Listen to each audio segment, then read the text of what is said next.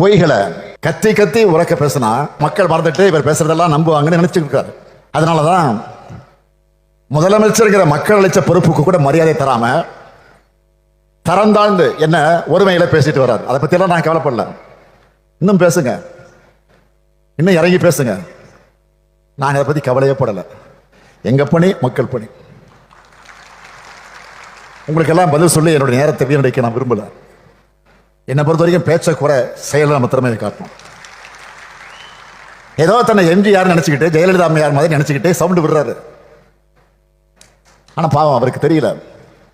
அவருடைய வண்டி கிளம்புனதும் அவங்க கட்சிக்காரங்களை, சொந்த கட்சிக்காரங்களை என்ன கமெண்ட் அடிக்கிறாங்கன்னு அவருடைய எந்த சதி திட்டமும் நம்ம அரசோட சாதனைகளை முன்னாடி எடுபடலை, இனியும் எடுபடாது.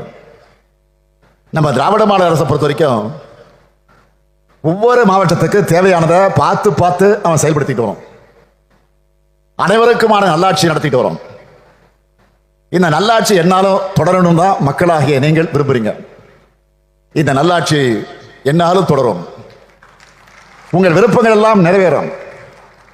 திராவிட மாடல் 2.0 இதுவரை அடையாத புதிய உச்சங்களை தமிழ்நாடு நிச்சயம் அடையும். இது உறுதி, உறுதி, உறுதி.